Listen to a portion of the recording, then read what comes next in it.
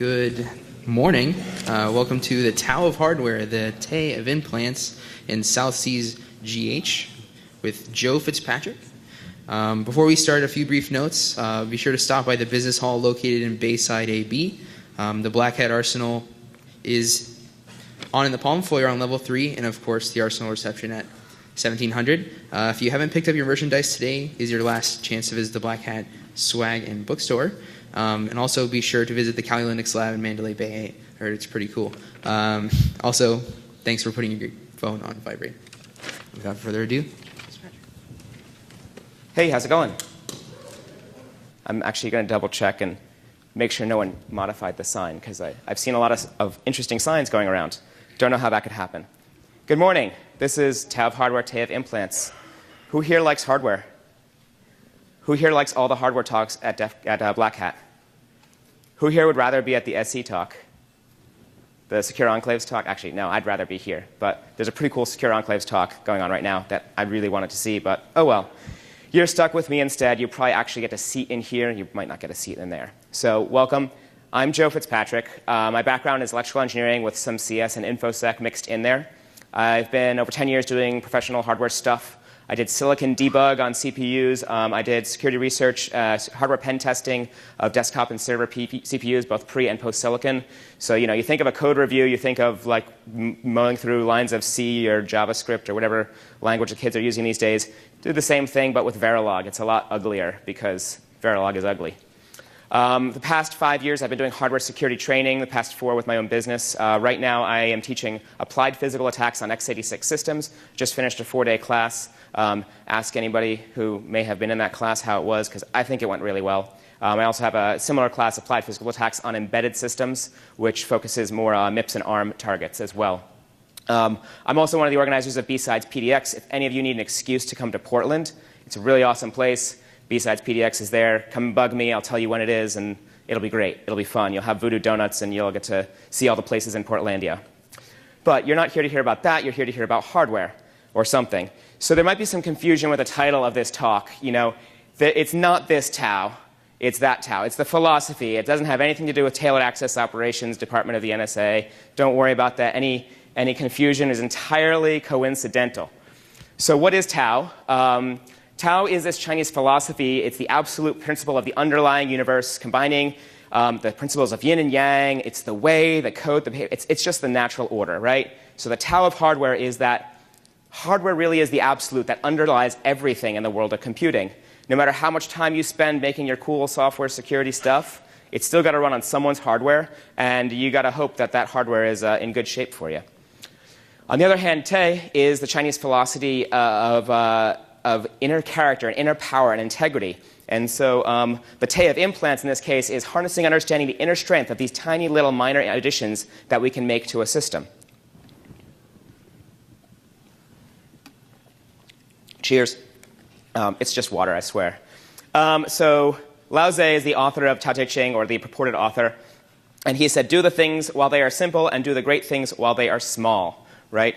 We talk about all the things we can do in hardware, and we have these systems where people chain like 15 vulnerabilities to go and like pop calc, right? Wouldn't it be cool if we could just get down to the lowest layers and like do it where we only have to flip one bit or twiddle one byte or pull one wire and bypass all that difficult software stuff? I don't know if you've noticed, I don't really like software nearly as much as I like hardware, mostly because it's hard, and I'm not very good at the software side of things. The hardware stuff I love. It's fun. It's wires. I can see it and touch it. Software, whatever. So hardware implants pre-2013. There's some prior art, but not much. When people thought about hardware implants, the term probably didn't have as much of a use back then, but what people thought of that was basically these like mod chips for game consoles, right? This is really the only thing we had where you would go and buy a piece of hardware and stick it in another piece of hardware and do something cool. And you could use these, and you could play backup games, and you could like play homebrew games, and there are no illegal uses of these things at all. The point is, this is a hardware implant, right? We got this tiny little circuit board. We solder it in these nice little well-marked places. It's all lined up. It's very easy to use. This is a very consumer-friendly hardware implant, isn't it, right? But what happened, Der Spiegel had this article where they have the catalog that advertises the NSA Toolbox, the Ant catalog. Who knows if this is legit or not? Don't worry, I'm not going to be showing any possibly confidential or top secret documents on the screen, so you don't have to shield your eyes if you happen to have regulations or rules about that. Anyway, the media saw this, they loved it. I was like, whoa, look, this is magic. They can do magic with hardware, and it's really not magic. And we were like, hey, we could do that, so we did the NSA playset. Who has been to like an NSA playset talk or played with an NSA playset toy at some point in time? It's fun stuff, isn't it? So the point is, like, hey, we can do this. Let's start building this stuff. So we did. We started building these things. What we learned is that malicious hardware implants are real. Someone is doing a lot of work making them, or at least making pretty convincing PDF files advertising them. Hardware implants don't live in a vacuum. This is the big key one for me. Like, I think I've got hardware access. I can do everything I want to. I don't stop to think that, like, if I can extend that to software access, then someone who knows what they're doing can do a whole lot more than me a lot more easily. So a lot of these hardware implants, they get stuck in a system. They give software access. They grant software access. They escalate privilege. And then the rest of the thing, all the real malware, the fun stuff, the pop shells and stuff, that happens in software. So the hardware is in there. It does its job. It backs off and lets the software take control. It makes a lot of sense to do it this way, right? Because, I mean, software developers, they're a dime a dozen, right? No? Hardware guys, we're in high demand. Anyway. At least I pretend to think that. I just play a hardware guy on stage. So we have 5 implants we're going to talk about today. Blindly escalating privilege using JTAG, patching kernels via DMA on an embedded device, enabling wireless control of an off-the-shelf PLC, hot plugging a malicious PLC expansion, and a bad USB-style display adapter. So I don't know if any of you look at these lists, but there's been some rants about junk hacking, and junk hacking must stop. Anybody can go and buy a $10 device at a consumer electronics store, open it up, and do bad things to it, right? So what's the deal? Why are we talking about this at Black Hat and DEF CON and all these world-class conferences? Well, the reason is the skills and tools and everything that we use on junk hacking is the exact same skills and tools and everything we use on critical infrastructure. You open up a home wireless router, and you open up a PLC controlling a centrifuge, and you're going to find similar chips and the same kind of board layout. So there's probably a lot of people who go and do interesting things to critical infrastructure, and they're probably under NDA, but they're probably not under NDA over like webcams and TV tuners and wireless routers. So when you see someone talking about this stuff, it's like, this is how I can present you these skills. This is how I can show you the state of the art without causing it to be too bad. Anyway, let's go on. So first, actually, I'll drink to that. Cheers. It's all vodka, water. So a blindly escape privilege using JTAG. Who's used JTAG before? Okay, anybody know what it stands for? Joint Test Access Group. That really helps you understand what it is, right? So if you kind of put it into this OSI model, you've got a physical layer where you have a bunch of pins, ones and zeros, that twiddle. On top of that, you have a state machine. And on top of that, you have an interface to give you instruction registers and data registers. And we can keep abstracting all this. We get up to the next level. We have processor or target-specific information. MIPS does it different from ARM, does it different from x86. But really, we have software that abstracts all that. At the very top level, we have boundary scan. We can control the IOs of the device. We have halt resume control. And we have memory access. So we can execute what we want, and we can execute it when we want it, and we're in charge of the CPU. So if you're curious for more of this, there's a presentation from 44Con last year and B-Sides Portland last year, JTAG to root 5 ways. There's 5 different ways we went through and used JTAG to get a root shell. It's a pretty neat thing to walk through because I looked around and I realized there's a lot of people who are hardware people who say, oh, we've got JTAG, we win. And then there's these software people who are like, well, I only speak root shell. That doesn't help me. I understand I win, but how do I actually play the winning move? So came up with a couple examples of how to do this, how to take that last step.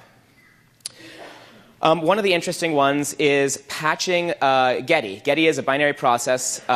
It runs in memory, and what it does is it sits there and it waits for you to connect. And when you connect, right, it passes your username on to login, and login normally asks you for your password.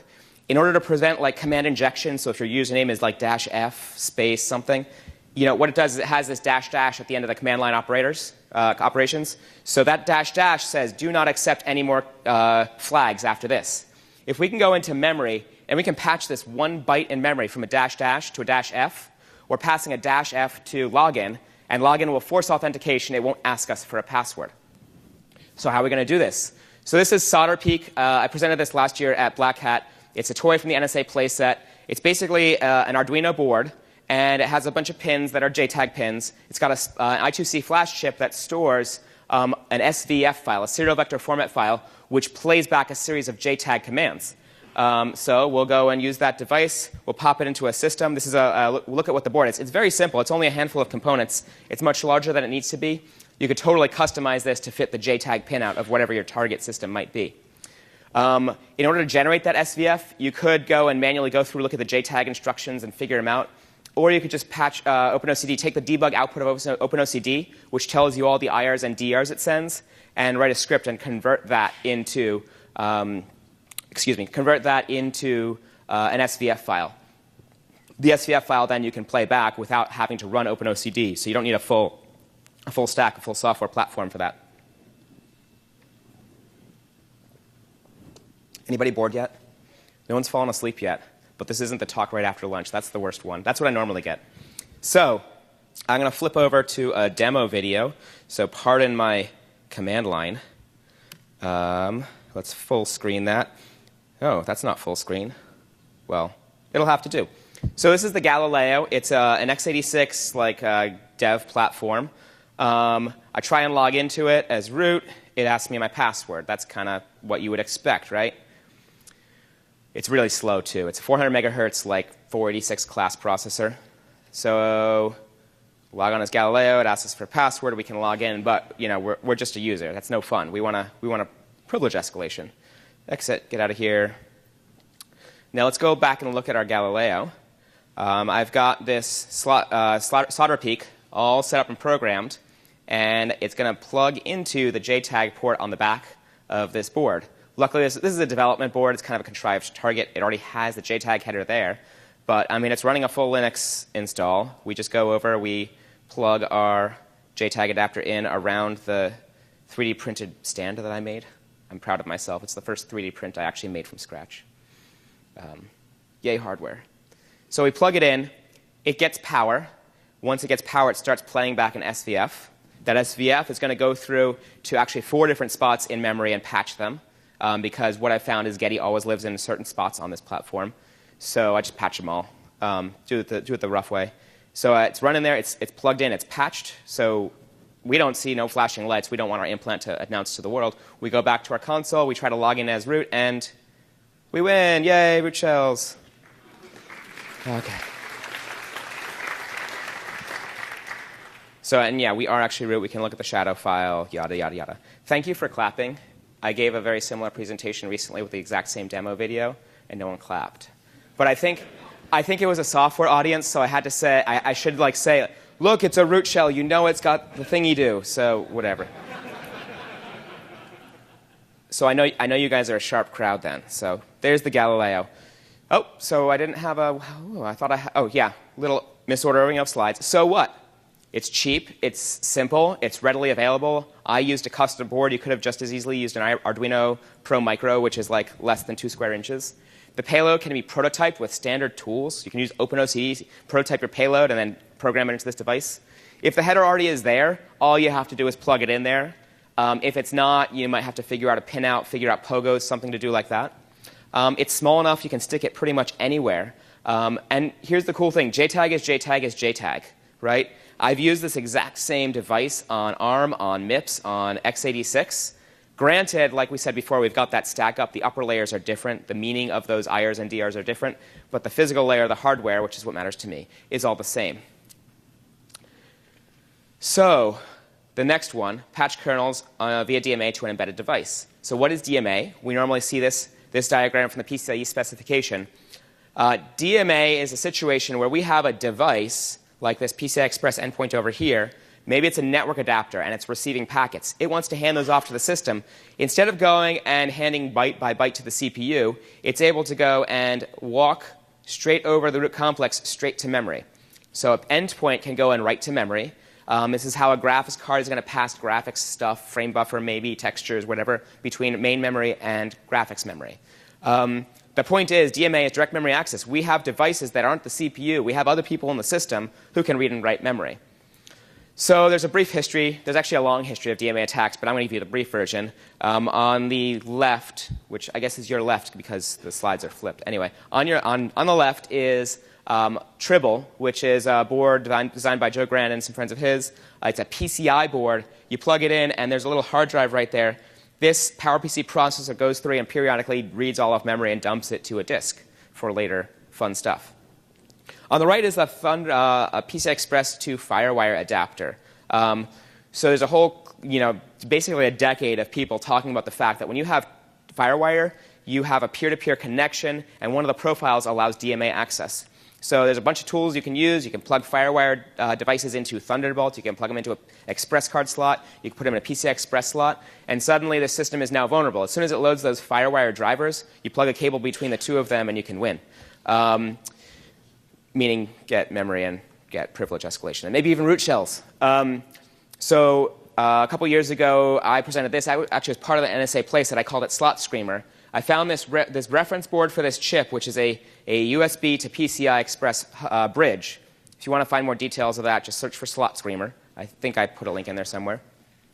And what I can do is I can plug this into a PCI Express slot, and then from an attack computer, I can go and sit there and craft PCI Express packets from USB, over USB. So I write Python into PCI Express. It gets thrown over to the PCI Express hierarchy, and it goes and reads memory, and it brings it back to me. What's cool about this is, everybody thinks PCI Express, they think graphics card and motherboards and x86 PCs and home desktops. And maybe you think about the fact that laptops have like a mini PCIe slot. This little blue card inside fits in a mini PCIe slot. But there's a lot of ARMs and MIPS systems now that actually have PCI Express slots as well. So this is an NVIDIA Jetson board. I actually played with this at Slot Screamer. They actually use some hardware DMA protection that I didn't spend the time to get around. But there's other devices like this. This is a $10 Pogo plug. $10, you get a system that actually supports PCI Express. It doesn't really support it because, as you see, I've soldered some wires on there, very tiny wires. I soldered them to the right pins. I put the right resistors and capacitors in there so I could wire those out to an external PCI Express slot. And then I could do DMA fun stuff. But really, $10 and the device has a PCI Express slot. That's cheaper than any device you can get to put into the slot. It's cheaper than the PCB of the board you would put into the slot. Onward. I have found this guy. It's a MIPS router. And you can see I stuck the board in there and used some high-quality electrical tape to plug it in. This is a MediaTek processor, MediaTek MIPS processor. If you look at the functional block diagram, you see it's actually got 3 separate PCI Express ports. As I mentioned before, I wrote some Python that crafted PCI Express packets that I send over USB to this device. What we're going to target this time is system ACL enforcement. So normally when you go and look at a file, it checks the permissions on the file. It calls this function generic permission, finds out if you have permission, and if you do, it returns 0. If you don't, it returns negative E-access, which is negative 13, I believe. So what we want to do is we want to go find the spot in the kernel, in memory, where this is. And luckily on a simple system, the kernel always lives in the same spot. And we're going to go and find it, and we're going to patch it and change this negative 13 to a 0, so we always win. So let's flip over to the video. And pardon the blue bars. So here's that MediaTek platform, just kind of walking through. That's the CPU. They've got 2 separate PHYs for lots of radio stuff. This one's kind of cool. It's got a flash chip that holds the whole firmware. This chip somewhere over here. I'm going to point to it eventually. There we go. That's a SATA controller, which is connected via PCI Express. And here's my malicious board plugged into the PCI Express, mini PCI Express slot. Right now it's connected over USB to my laptop, and I have a serial console to connect to it. So let's see. We go, Here we go. We want a cat Etsy shadow. We're just a user. We look at it, and we see that it is owned by root, and I don't have permission to it. I cat it, permission denied. Well, let's work around that. We'll go over to the other window eventually. I really need to get a stand for my phone so you don't get sick watching these videos. I wrote a little script, patch generic permission. It locates the USB device. It's going to go through and find the address in memory, patch that specific address in memory. and it's done. So that's the card. Basically, a USB cable to that card went through, generated PCI Express packets, which wrote memory. Now I go back and I can cat my cat Etsy shadow, and yay! So.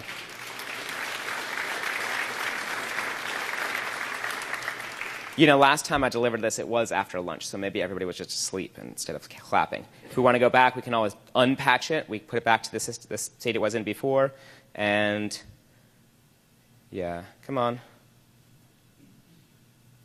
I don't know what I'm doing. Oh, yeah, got to move the mouse, select the right window. Permission denied. So, yay, we secured the system. Woohoo! And there you go. So this is not truly an implant yet because I'm lazy. This little board has an 8051 CPU. Whenever I get around to it, I'm going to write some code for that 8051 CPU to automate all this. But as of right now, I just use a USB cable to do it in Python because I can handle Python. 8051 requires like low-level languages and compilers, which are fun and all, but that sounds like work. Tool chains are the hardest part,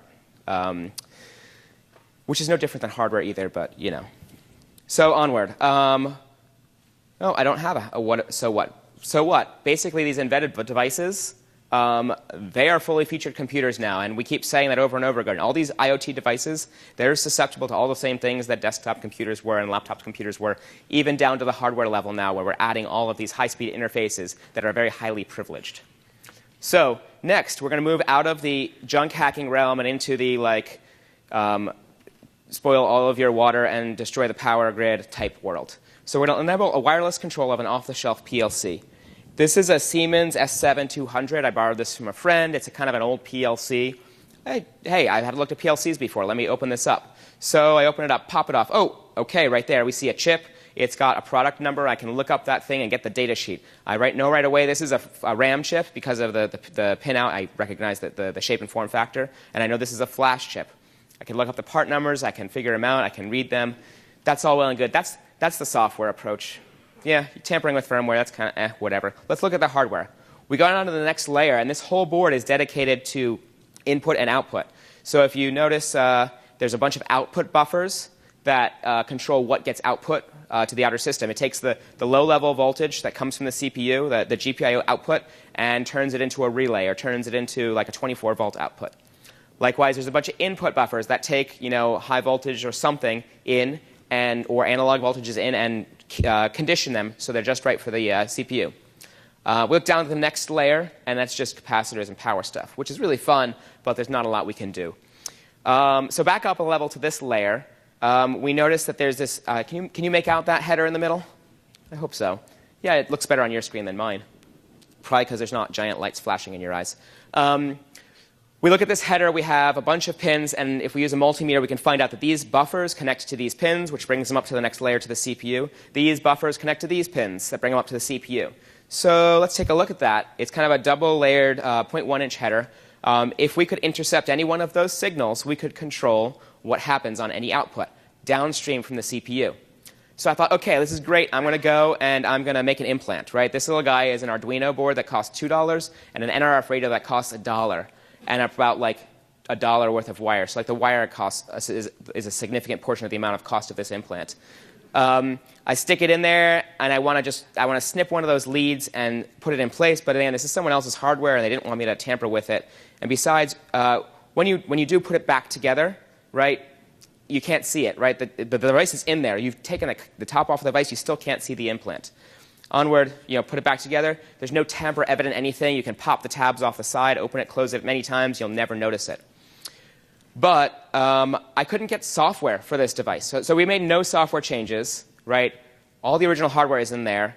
The modification that I might have made is not apparent, and one signal can be wirelessly set unset. That connector that we looked at also connects to this DB9 programming port, which would be great if we wanted to intercept the programming that was going on the device as well.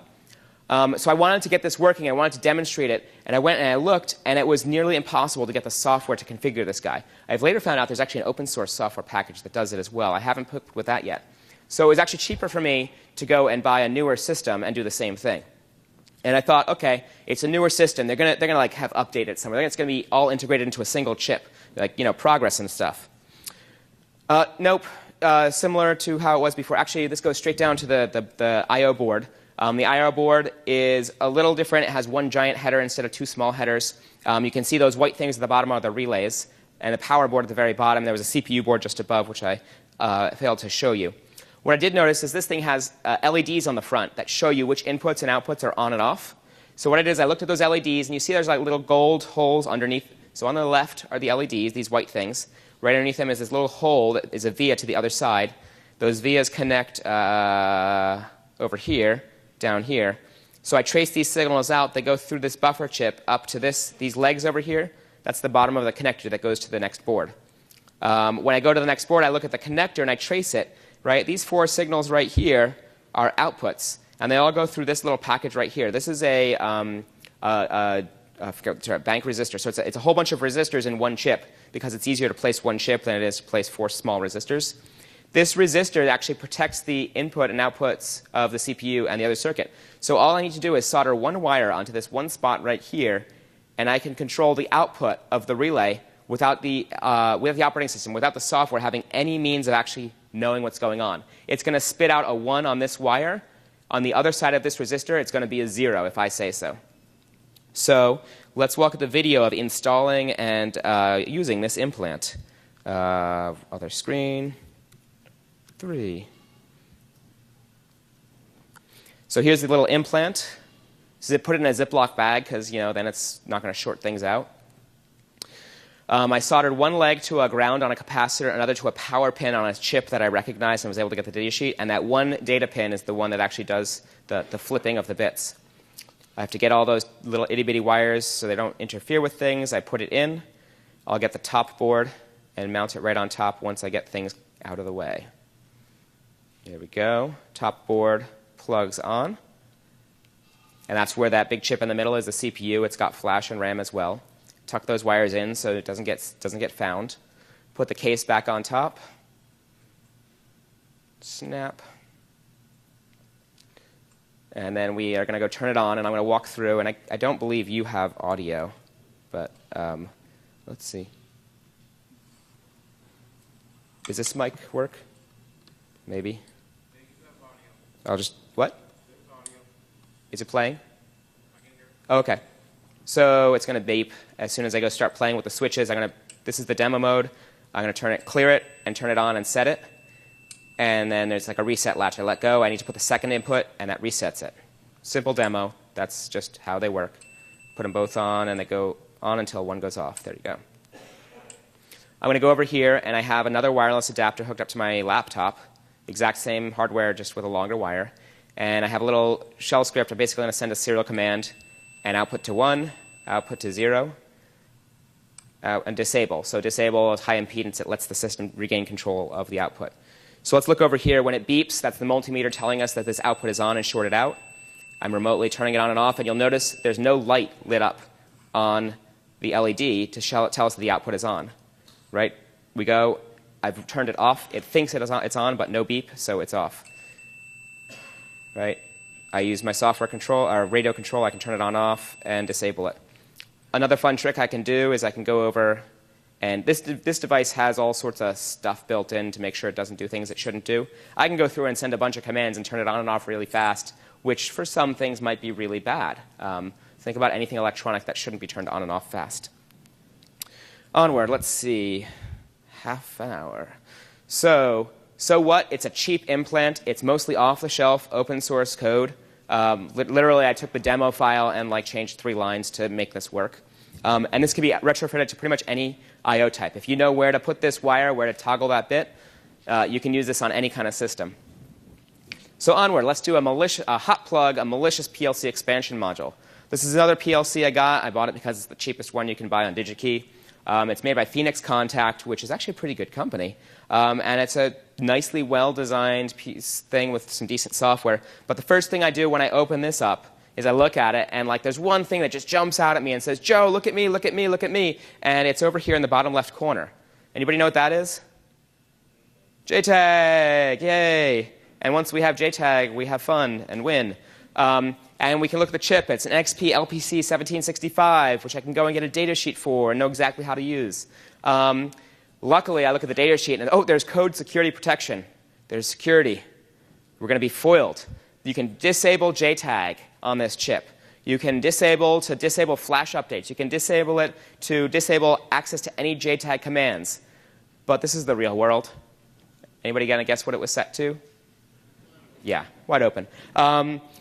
So looking at it, like this is the spot where our little expansion module plugs in. And you may not be able to see it, but in the middle is a little black header. I can't believe it. It's either 8 or 10 pins in the middle. That's where it connects. Right next to it are these pins. Like, that's nice and close. So this is the USB connector that normally goes in there that lets you program it. This is the blank that's in there when it's not in use. And that's the connector it normally connects with. That's the USB one. So if I have JTAG, what can I do? I look at the memory map of this chip, and I see that there's a range dedicated to GPIO. And there's a bunch of bits that I can use to set and unset the GPIO values, specifically the port pin value. And it tells me the address in memory that I go to, to set or unset that. I look at the relays up top. I know that that's what makes things happen. I use my multimeter and trace it down to figure out which GPIO pin of that NXP chip is the one I want to talk to. I look at the data sheet and find out what address it's at. And I'm going to make a JTAG script that's going to go in right to that address and turn on or off that GPIO. So back to a video rifle for... The sharp ones will notice I only have 4 videos, yet I said 5 implants. So you're like, oh, he's going to cheat us. I'm going to cheat you. Anyway, hooking up the same way as before, we've got our little display we can go through, and we can enable and disable an output using the front. And it outputs, it beeps, makes a loud annoying noise. We can reset the output or clear the override. I've got my implant that I'll pick up and show you. It's got a bunch of pogo pins, right? Those pogo pins are lined up to match with those JTAG pins. So all I need to do is plug it in, and it'll play my script because it's going to get power and go. It's set up to go, and actually here, this is what a pogo pin is if you're not familiar. It's a little like cones, that tube pins that have a spring inside, so they're springy. So I pop this in. It's going to wait 5 seconds. It's going to write to that I/O port, and beep. Thank you. And the thing is, like, we just halted the processor, wrote a bit, and then stopped. And we can go, the software doesn't know that happened. It doesn't check the value of that register. All we do is hit the buttons, and we can go and disable it. There's no persistent control there. We didn't, oh, there we go again. We didn't go and change the code in memory. We didn't modify the memory. We just went straight to the GPIO. If you wanted to, you could tamper with memory. You could, write your malware, whatever the fun things you like to do with software are. You have the power to do at that point. There we go. So what? JTAG could be disabled, but it's usually not. Sometimes you get situations where it actually is disabled, but the way it's disabled is a way that you can work around with more intensive hardware hacking. At some point in time, you just have to figure out how much money you want to spend. Do you want to spend $100,000 or $10,000 and use a fib to enable JTAG? Might be worth it. Might be worth it for you. Again, that would be more invasive. It wouldn't just be an implant. Tangent. Test editors are quick and easy to access. This can be used on a unit in operation, and you can just be like walking by on a factory tour and just be like, and have it timed to. I mean, you could combine this with the other one and make it remotely controllable. You could do whatever you want. When it's hardware, all the doors are open for you, right? And when you get JTAG working, you win, right? When you have JTAG, you own the CPU, you own memory, you're in charge. Again, there's all these caveats. There's when JTAG is disabled. There's when you have hardware protections, but that's kind of what you get. So the last one we've got is a bad USB-style display adapters. And this is one that I have high hopes for, and I'm just going to show you where I am with it because it's not actually, I haven't turned it into an implant yet because I'm busy and lazy. So, there's been some previous presentations actually from the NSA playset. There's this one on the left is Blinkerkopf. It was basically a modified VGA cable that you'd let's say, install a bunch of these, and they would use infrared communications to make like a little mesh network and exfiltrate data over I2C. Fun stuff. You think about a Faraday cage, right? It's supposed to keep everything in and out, but it's just a mesh of copper. Like lights that flash around might actually not get through unless you're in a fancy place that has infrared communication blockers.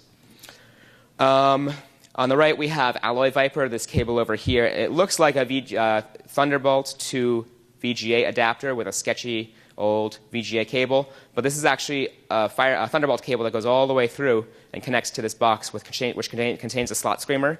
And it daisy chains an actual VGA adapter so that you can go and plug in. So like I could have plugged in right here to a sketchy VGA cable with it. Oh, they already have the adapter for my MacBook. Everything shows up on the screen just as normal, but in the meantime, there's a box under the table that's copying the contents of my memory. Well, so USB-C is this new thing. It's like this magic thing the new MacBook has. So they have this pretty, like, the ability to connect everything you need. The idea with USB-C is they wanted to make this the universal port, like Universal Serial Bus. So they combined a whole bunch of different protocols into it. Just like where Thunderbolt was this interconnect that you just DisplayPort or PCI Express, USB-C allows you to do DisplayPort if it's Thunderbolt enabled. It allows you to do PCI Express. It allows you to do all this stuff over a single port. What's interesting is what's in these adapters. So if you have the new MacBook or I think the Chromebook Pixel, the only port you have is a USB-C port. It's even used for charging. So you have to pay $80 for this fancy cable that gives you power, display, and USB to do anything, right? So you plug that in, and you plug a hub in, and you plug your remote in, and then you plug everything else in. That's why it costs $80. There's also probably like $70 worth of shielding wrapped around that I already peeled off. The $20 version is like the cheap one you can get on Amazon, which is the one I normally use, but instead I'm using this one, which is also ripped open. This is neat. It's firmware updatable. We'll show you that in just a second. If we look at the Apple ones, though, what do we see? JTAG. So again, I've noticed this. I've hooked it up. It is, in fact, JTAG. I haven't poked at it or modified or flashed anything. But think about it. We've got this device. It's the trusted device we carry around with us. It's the one we plug in when we present. And this is not a passive device anymore. We're not dealing with a display adapter. We're just dealing with an expansion to our system that is potentially got very low-level access to the hardware. That also does display. So let's look at the cheap one. Right, we rip it open. You've got one chip right there. Again, USB-C can do native DisplayPort. Inside here, there's a little chip, and that does the DisplayPort to VGA adapter protocol changing. And then the next thing we look at, this chip is an NXP chip that is a USB power delivery chip. And this is what negotiates with the host to say, hey, I'm a VGA adapter, which means I need 5 volts at 500 milliamps. Please send me that power. Which seems reasonable, right? Except it might also say, hey, I'm a laptop, send me 20 volts at 4 amps. And that can make bad things happen to devices that weren't expecting 20 volts to suddenly be rushing down the USB wires. But what's really interesting on this one is this chip. And this is another NXP chip. It's a USB device. This is what tells the system that it's a display adapter. We plug it in. It says, oh, you're a display adapter. Let me turn on display stuff and ignore the rest. What I noticed, though, you ever heard of DFU, Direct Firmware Update? This chip is firmware updatable over USB. Yay! We just plugged it in over USB. So I can dump the firmware off of that, go through, tamper it, modify it, send it back. And my objective of what I'm going to do with this one, not the one I use when I present, but the one I'm going to share with other people who I know that present and I want to play a nasty trick on, is I'm going to have it set up to do the forward and back buttons, right, as a USB device. So you plug this in, you think it's your display adapter. It also shows up as a unit interface device and lets you advance slides, and it's just going to randomly advance their slides for them. I think that's a fun prank. I don't have a video demo. I haven't done that yet. It's just my plan. So pardon I guess I always worry that I'm going to over-promise and under-deliver in a talk. I hope I haven't done that because I said 5, and I'm only giving you 4.5. So please forgive me. That means, on the ratings, you just give me a 4.5 instead of a 5, right? So DFU Util, it's free software. You go and you open and you can dump the contents of that firmware and you can modify them and write them back. It's an ARM M0 core, so as long as you know how to write ARM code, you can do fun stuff with that. So what? When we have only one port, that port can do anything. It's an implant designer's dream. Hardware isn't just hardware anymore. There aren't passive devices, right? I mean, even in the class that I teach, we play with HDMI. Everybody knows that somehow the cable tells the system what the resolution of the display is. In order to do that, it has to communicate. It's a two-way communication over HDMI. All these things that we think are passive devices are not anymore. The other sad thing is there's no reasonable way for a user to know what a device does, right? If I go to the Apple Store and I tell them I want to display something and they give me this, like, okay, it's a plastic box. I got it from Apple. It's sealed, except for this one isn't sealed. We need to have a better way of actually telling people what is inside and what is actually working. So today's implants. We did blindly escalating privilege using JTAG. Right? We patched kernels via DMA on an embedded device. We enabled wireless control off the off-shelf PLC. We hot-plugged this expansion device, which actually used the same JTAG code and hardware as the first example, but on a very different setting. And then we talked about how we could just take a device that everyone trusts and someone you could buy off a store online and plug it in, and it's just not going to do what you think it does, even though you think it's such a simple adapter. So look at this. This is all but the DisplayPort stuff stacked up on a $20 bill. And so this solder peak, couple bucks. You could do it with an Arduino board and some pogo pins like I did here, less than $5. The Arduino plus the NRF, $3 worth of hardware, some wires. And over here we've got the slot screen, which is kind of pricey. It's like $60 to $70. But if you're dead set on making an implant, I think that's well within your price range. The point is, between $5 and $75, a hobbyist could build these. Many of them are actually published on the NSA Playset website and GitHub if you're interested in building your own. They weigh less than an ounce. They can be customized. They're all pretty universal. Once you get down to the lowest level of the hardware, ones and zeros are voltages, and it doesn't matter whether you're MIPS, ARM, or x86. It's all the same. It doesn't matter if you're an embedded system. It's all the same. So you can customize these pretty easily to many different targets. And this, I really think, barely scratches the surface of what's possible. These are a bunch of things I built in my spare time. I don't actually sell these. I don't have any government contracts where I supply hardware implants to anyone. That would be pretty cool. Actually, it wouldn't be pretty cool. I would kind of not be interested in doing that if you're thinking of asking me. But this is what I do for fun. So if you're funded, if you're a state actor, this is well within what you should be aware of and you should be able to do with very little time and effort and money. Hardware is cheap. Standard interfaces really are standard. Automating these little devices is trivial. If you can't trust the hardware, you can't trust the software, right? If you can control the hardware, then in some way, shape, or form, you can control the software. Okay? Those are my takeaways, and I'm going to leave you with another philosophical thought. So there's a story about the three vinegar tasters, and there's lots of old images, pictures of these guys. So on the left, we've got actually, I don't know which is which. I think the left is Confucius, right? He tastes this jar of vinegar, and it says, oh, it tastes sour, because vinegar is wine that has been polluted, that's past its prime, it's spoiled. Clearly, this represents the conference goer who missed the open bar, right? Now, the next one is Buddha, right? He tastes the vinegar, and he says, oh, this tastes bitter, but life is pain and suffering. That's what we should expect, and we should just deal with it. He's probably an incident responder. Okay. Lastly, we have Lao Tse, and he's smiling. He tastes the vinegar, and he's like, oh, vinegar, I know what I'm doing. And he goes and gets some peroxide and some salt, and he mixes it up, and he uses that to etch his PCBs to make his hardware implants. So